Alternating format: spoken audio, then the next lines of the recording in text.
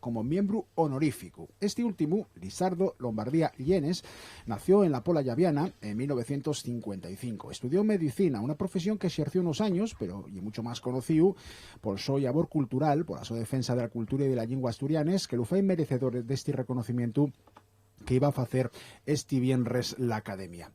Lisardo Lombardía, ¿qué tal? Muy buenos días. Buenos días. Muchas gracias por hacer el esfuerzo de venir hasta los nuestros estudios en esta mañana de martes. Bueno, gracias a vosotros por invitarme.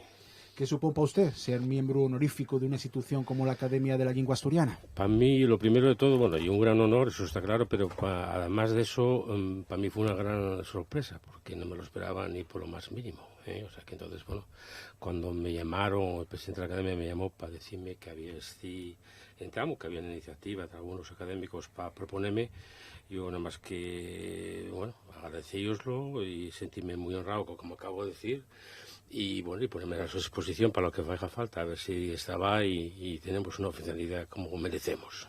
Luego voy a preguntar por ello también. Fue usted responsable del coro universitario, también del coro de la Fundación Príncipe de Asturias, promotor musical, gaitero, responsable, por ejemplo, de la organización Nubieu de la Romería de Llatores, de la Verbena de la Gaita o de la Noche Celta, entre otros muchos cites, socio de la fonográfica asturiana de Fonastur, también formó parte de la Fundación Cultural Venenos, un de los pegollos de Asturias en cuanto a esa investigación y al esparcimiento de la etnografía, pero mucha gente con el primero de marchar para Loguián, como la persona encargada de entamar y de dirigir el Club de Prensa Asturiana de la Nueva España desde 1989 hasta 2007. Sí, fueron a menos que 18 años como director del Club Prensa Asturiana y fue una experiencia, bueno, excitante, muy interesante desde el punto de vista de las posibilidades que habría y realmente fueron unos años muy granibles, unos años donde me permitió hacer muchas cosas en total libertad, por un lado, y además favorecer el lazo social, ahora que algo que está muy de moda hoy en día y que yo creo que desde el club pues apoyamos, ofertamos y desarrollamos claramente. Bueno, en ese año 2007 que decía yo que remataba usted la su actividad en el Club de Prensa Asturiana, entamaba a dirigir el Intercéltico de Loguián, el festival intercéltico más importante del mundo, una ocupación en la que se jubila en agosto de 2021, aunque en realidad llevaba relacionado con la organización de esta cita mucho más, 30 años del año 1987. ¿Qué considera que cambió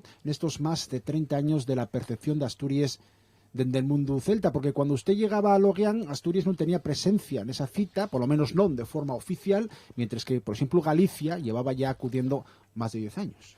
Bueno, yo creo que lo que se ganó fue en visibilidad y sobre todo esparcimiento de la cultura y de la música asturiana, y que hoy en día, dentro del ámbito del arco atlántico, Asturias es un país completamente integrado, normalizado y muy valorado, por lo menos en la Bretaña francesa. ¿Y qué considera usted, al revés, que cambió en Asturias de la nuestra percepción, de la nuestra propia percepción en estos 30 años, y más cuando usted es una persona que vivió mucho tiempo fuera, siempre venía otra vez a casa, pero que tiene también una visión que, vamos a decir, más periférica? Bueno, las visiones periféricas ayuden a ver las cosas a lo mejor con una objetividad mayor. No tiene por qué ser así, exactamente, pero bueno, ayuden a plantearte cosas que ven desde fuera. Yo creo que Asturias y una sensación ambivalente la que uno tiene. Por un lado, ves que el país va poco a poco desfilachándose, que realmente hay una crisis estructural que no acaba de poder hacerse cambiar, pero sin embargo, hay muchas iniciativas. La gente tiene ese espíritu de resistencia que permite el seguir haciendo cosas, entonces hay una gran creatividad. Yo creo que es incontestable, y hay muchísima gente con mucho talento, y ahora que está de moda estos programas de Asturias, no, España tiene gran talento. Bueno, pues en el caso nuestro, pues yo creo que es cierto. Y además con vínculos internacionales muy claros y muy fuertes. Es decir, Asturias no está metida en una calella, sino una interconectada y con una visión muy internacional, y yo creo que eso es lo que nos puede hacer mirar el futuro con un poco de optimismo, un poquillito de optimismo. ¿Cómo ve el proceso de recuperación lingüística? Lanzábalo usted un poquitín en antes. Usted fue uno de los entamadores de esta recuperación del espíritu, del conocimiento, también del empoderamiento de la cultura asturiana y de la lengua. Decepcionó mucho, por ejemplo, que fracasaran las negociaciones entre las cuatro fuerzas políticas que hieren partidarias de la oficialidad. Bueno, eso es una pelea, eso es una yaceria absoluta.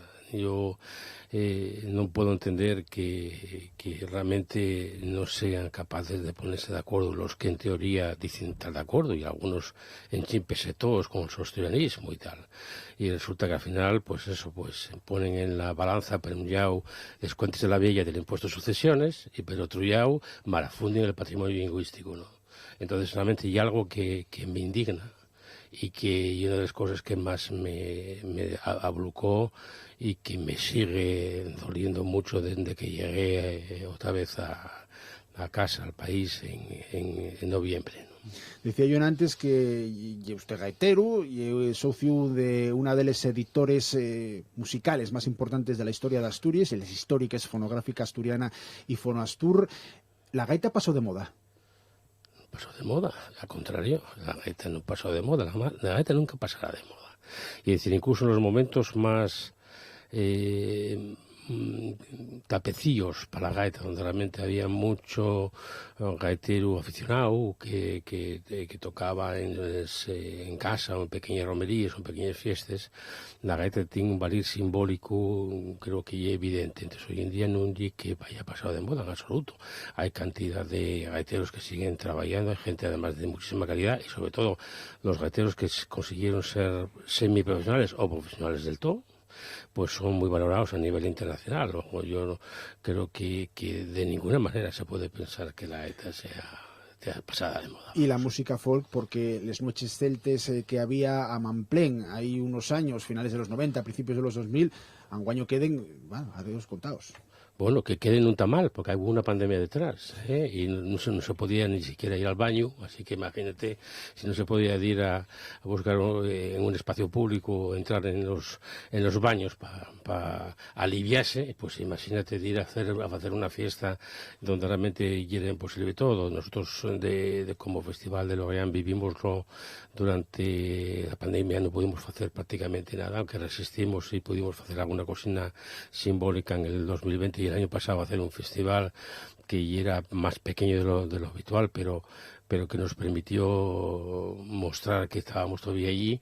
Entonces yo creo que en este momento hay cierto dinamismo y espero que realmente se recupere esta dinámica que temporalmente tendrá que adaptarse. Cambiar un poquín, o sea, realmente ver un poco las circunstancias que ya no son las mismas. Y yo creo que en absoluto se puede hablar de crisis musical en Asturias, lo que pues, probablemente hay una crisis de visibilidad, pero que habrá que trabajar para que realmente sea visible. ¿Qué quedó por hacer a Lisardo Lombardía en Loguián en esos 30 años desde 1987 reaccionado con el festival intercéltico más grande del mundo, desde 2007 ya como director?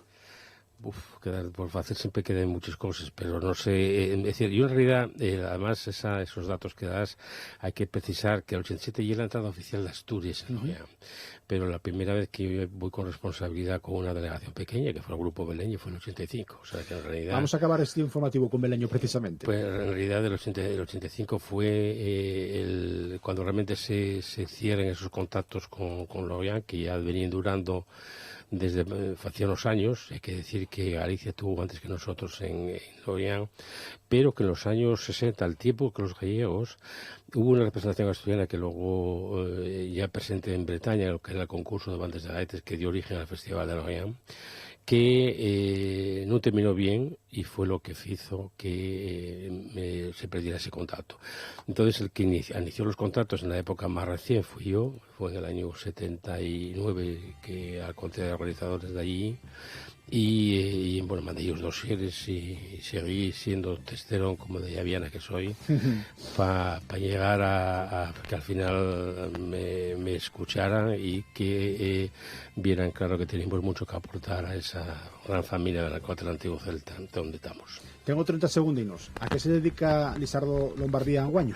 Primeiro adaptame, tuve que facer la batalla cotidiana de los aspectos administrativos, los cambios de un país a otro, y eso non lle moco de pavo.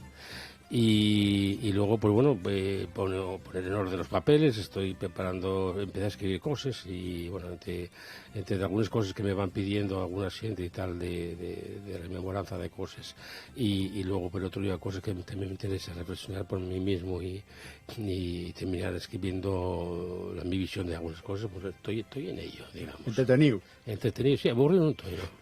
Lisardo Lombardía, nuevo miembro honorífico de la Academia de la Lengua Asturiana, gracias por hacer el esfuerzo de venir hasta nuestros estudios de RPA.